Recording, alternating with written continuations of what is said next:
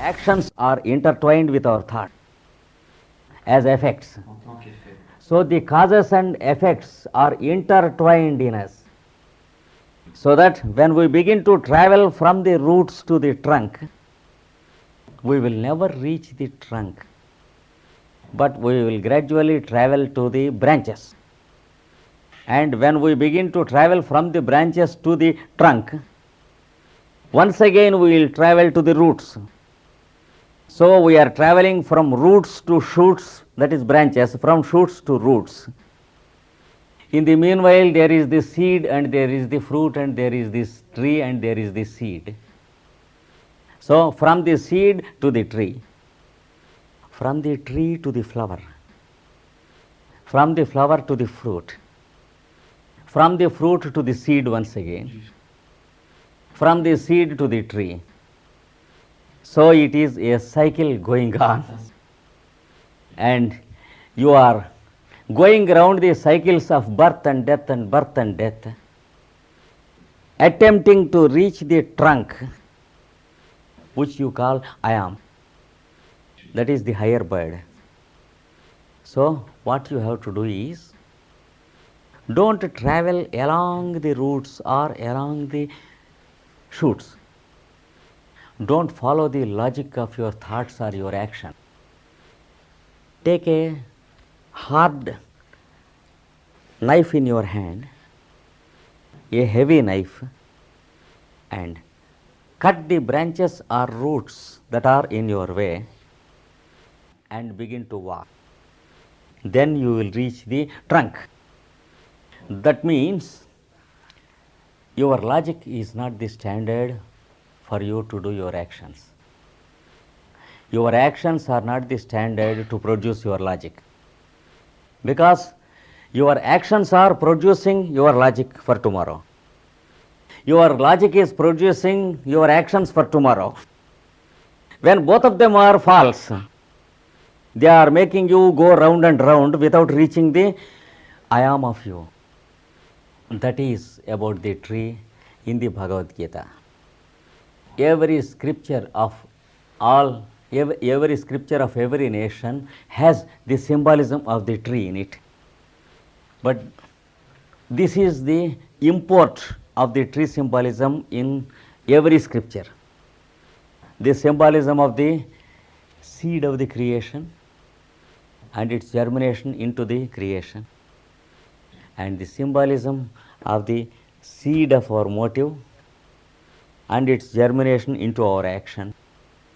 These two put together, it forms the total symbolism of the tree in all the scriptures. So, I thank you all for the patient hearing of the symbolism, because this one aspect of symbolism, the tree symbolism, is a little bit difficult than the other symbolisms of the scripture. It is a little bit more involved than other symbols, and it is a bit heavy to understand and receive and appreciate. But yet you received it with very good attention and interest, and for that I thank you all, and I thank our host Ramari for giving me an opportunity of living once again in the scriptures for about 2 hours instead of speaking something somewhere. Any relevant questions are welcome. Yes? The man and the woman eat the fruit of the tree of the knowledge. Yes. It is said that therefore the woman will give birth in a very great suffering. Yes. Why is the man not suffering? Because the man does not bear the child and deliver. But another curse is given to man also. So you need not be sorry.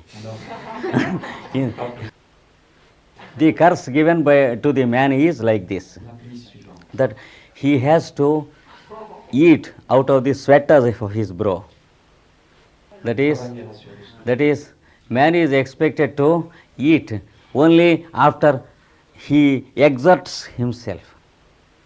That means the human setup of mind is too narrow narrow enough to sell and purchase the necessities that are freely available to the animals and the plants. Because man has discovered the selling and purchasing of things, he cannot live without a profession or a livelihood. Whereas all the animals and plants can live freely because they are useful to the world in some way or other. That is the curse given to man. We have to purchase food, clothing and housing, whereas they are freely available to the animals and the plants. This is because we learned to sell and purchase. It is cursed. Humanity is cursed. That is what is given in the Bible. What is your second question? What means the wife tempts the man in eating the fruit? Pardon? What means the wife is tempted the man in eating the fruit? Oh, Qu'est-ce que ça veut dire? why the woman tempted man? That is what your question is. What? Yes. What does it signify? You mean? Yes. Woman is a symbol of individual nature. Female and male principles are different from males and females.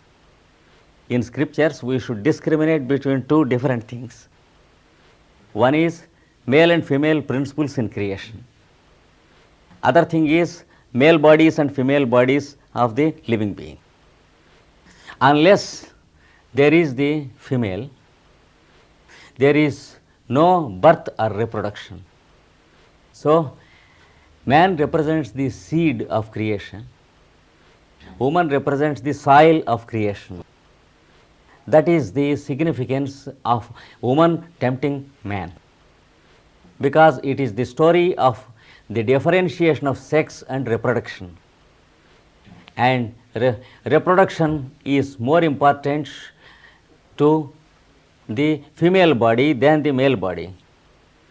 Because all the laborious process of bearing the child and taking care of it for so many months and giving birth to are the duty of the female.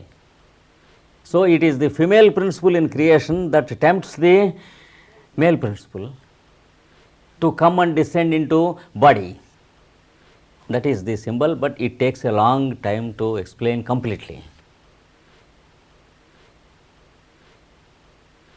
Growing, yes, of course, just because the time is limited, we will be picking up only a few things.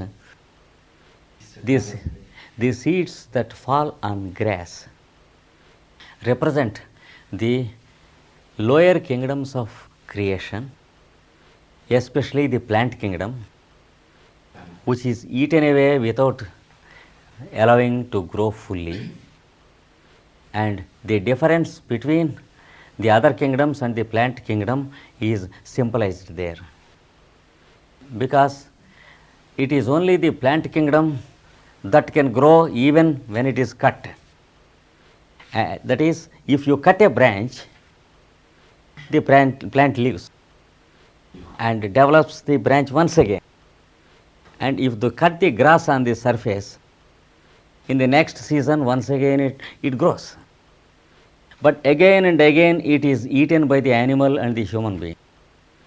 And the plant kingdom doesn't require anything to eat from the animal or the human being. So, some of the principles of germination took the form of the plant kingdom, which is never allowed to grow fully by the other kingdoms. That is it. Yes. So, thank you all. Good. We will meet again.